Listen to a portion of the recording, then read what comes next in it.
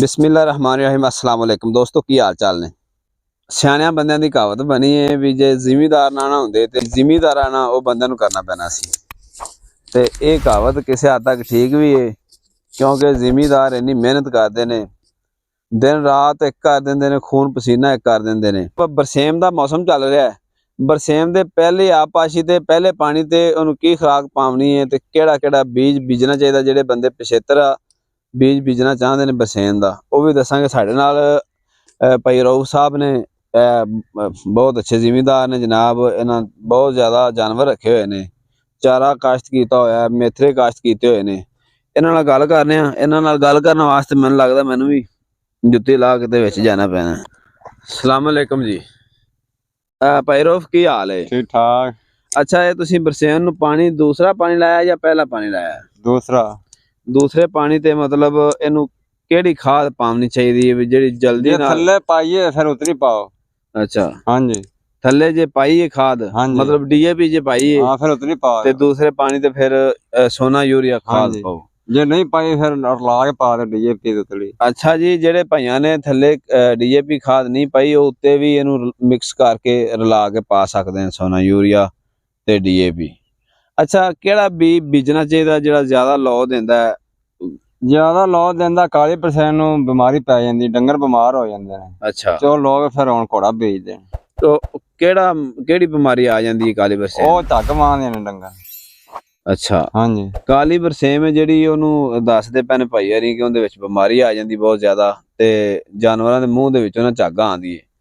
ਤੇ मतलब एक काली बरसेम ਹੁੰਦੀ ਹੈ, ਇੱਕ ਦੇਸੀ ਬਰਸੇਮ ਜਿਹੜੀ हाँ ਹੁੰਦੀ ਹੈ। देसी सही, देसी बेचदे ਤੇ पे। ਦੇਸੀ ਬਰਸੇਮ ਲੋ ਕਿੰਨੇ ਕੁ ਦੇ ਜਾਂਦੀ ਹੈ? ਉਹ ਲੋ ਆਪਦੀ ਖੁਰਾਕ ਨਾਲ ਹੀ ਖਾਦ ਪਾਈ ਜਾਈਏ, ਦਿੱਤੀ ਜਾਂਦੀ ਲੋ। ਅੱਛਾ, हाँ जी, ਇਹ ਤੁਸੀਂ ਵੇਖ ਰਹੇ ਜੇ ਇੱਧਰ ਅੱਗੇ ਵੀ ਇਹ ਬਰਸੇਮ ਬੀਜੀ ਹੋਈ, ਉਹ ਮੇਥਰੇ ਬੀਜੇ ਹੋਏ ਨੇ। ਇਹ ਮੇਰਾ ਕੈਮਰਾਮੈਨ ਤੁਹਾਨੂੰ ਵਿਖਾ ਰਿਹਾ ਜਨਾਬ। ਇਹ ਮੱਕੀ ਜਿਹੜਾ ਗਾਚਾ ਬੀਜਿਆ ਹੋਇਆ ਹੈ। ਅੱਛਾ, ਤੇ ਲੂਸਨ ਜਿਹੜਾ ਹੁੰਦਾ ਹੈ, ਲੂਸਨ ਵੀ ਜਾਨਵਰਾਂ ਵਾਸਤੇ ਬੀਜ ਦਿੰਦੇ हाँ बिजली दा। ਲੂਸਨ ਨਾਲ ਜ਼ਿਆਦਾ ਦੁੱਧ ਦਿੰਦੀਆਂ ਨੇ ਕਿ ਬਰਸੇਮ ਨਾਲ ਜ਼ਿਆਦਾ ਦੁੱਧ? ਲੂਸਣ ਨਾਲ ਰਖ ਲੱਗ ਜਾਂਦੀ। ਠੀਕ ਹੈ। ਹਾਂਜੀ, ਤੇ ਇੱਕ ਬਰਸੇਮ ਦੇ ਵਿੱਚ ਹੋ ਜਾਂਦਾ ਹੈ ਜਿੰਦੇ ਵਿੱਚ ਹਵਾ ਭਰੀ ਹੁੰਦੀ, ਕਿ ਉਹਨੂੰ ਕਾਸ਼ਨੀ ਨਹੀਂ, ਉਹ ਦੂਸਰੀ ਚੀਜ਼ ਪਕਾਨਾ ਜਿਹਾ ਹੁੰਦਾ, ਵਿੱਚ ਰਲਿਆ ਹੁੰਦਾ ਵੀ, ਤੇ ਉਹਦੇ ਨਾਲ ਨੁਕਸਾਨ ਵੀ ਹੁੰਦਾ ਜਾਨਵਰਾਂ ਦਾ? ਨਹੀਂ ਨੁਕਸਾਨ ਜੇ ਕੁਦਰਾ ਵਗੈਰਾ ਆ ਲੰਮਾ ਪਾਈਏ ਫਿਰ ਨੁਕਸਾਨ ਹੁੰਦਾ, ਜੇ ਕੁਦਰਿਆਂ ਪਾਈਏ ਫਿਰ ਕੋਈ ਨਹੀਂ ਹੁੰਦਾ। ਠੀਕ ਹੈ। ਤੇ ਤੁਸੀਂ ਜੀ ਬਹੁਤ ਅੱਛੀ ਇਨਫੋਰਮੇਸ਼ਨ ਦਿੱਤੀ। ਇਹਨੂੰ ਕੋਈ ਸਪਰੇ ਵਗੈਰਾ ਵੀ ਹੁੰਦੀ ਹੈ? ਹਾਂਜੀ, ਸਪਰੇ ਇਹਨੂੰ ਕਿੱਡੀ ਵਾਲੀ ਸੁੰਡੀ ਵਾਲੀ? ਹਾਂਜੀ, ਨਾਜ਼ਰੀਨ, ਸੁੰਡੀ ਵਾਲੀ ਸਪਰੇ ਵੀ ਕਰਦੇ ਨੇ ਬਰਸੇਮ ਨੂੰ। ਅਗਰ ਤੁਸੀਂ ਚਾਹੁੰਦੇ ਜੇ ਵੀ ਸਾਡੇ ਜਾਨਵਰਾਂ ਦੇ ਮੂੰਹ ਦੇ ਵਿੱਚੋਂ ਝੱਗ ਨਾ ਆਵੇ ਤੇ ਤੁਸੀਂ ਸੁੰਡੀ ਵਾਲੀ ਸਪਰੇ ਕਰ ਸਕਦੇ ਜੇ। ਤੁਹਾਨੂੰ ਕਿੰਨਾ ਕੁ ਅਰਸਾ ਹੋ ਗਿਆ ਜ਼ਿਮੀਦਾਰਾ ਕਰਦਿਆਂ ਨੂੰ? ਅਰਸਾ ਵਾਵਾ ਹੋ ਗਿਆ, 20 ਸਾਲ ਹੋ ਗਏ ਮੈਨੂੰ। 20 ਸਾਲ ਹੋ ਗਏ ਨੇ? ਮਤਲਬ ਤੁਹਾਡੀ ਉਮਰ ਕਿੰਨੀ ਹੋ ਗਈ? ਮੇਰੀ ਹੋ ਗਈ 40-45 ਸਾਲ। ਬਸ 20 ਸਾਲ ਤਜਰਬਾ ਹੋਇਆ ਜੀ? ਹਾਂਜੀ। ਤੇ ਸ਼ਾਦੀ ਹੋ ਗਈ ਹੈ? ਹਾਂਜੀ। ਕਿੰਨੇ ਬੱਚੇ ਜੀ? 5। ਮਾਸ਼ਾਅੱਲਾ ਜੀ। ਇਸ ਤੋਂ ਇਲਾਵਾ ਹੋਰ ਕੀ ਕਰਦੇ ਜੀ? ਜ਼ਿਮੀਂਦਾਰ। ਅੱਛਾ, ਸਹੀ ਹੈ। ਭਾਈ ਹਰਾਂ ਦੇ ਮਾਸ਼ਾਅੱਲਾ 5 ਬੱਚੇ ਨੇ ਤੇ ਨਾਲ ਜ਼ਿਮੀਂਦਾਰ ਨੇ। ਜ਼ਿਮੀਂਦਾਰ ਵੀ ਵਾਹ ਵੱਡੇ ਨੇ ਜਨਾਬ।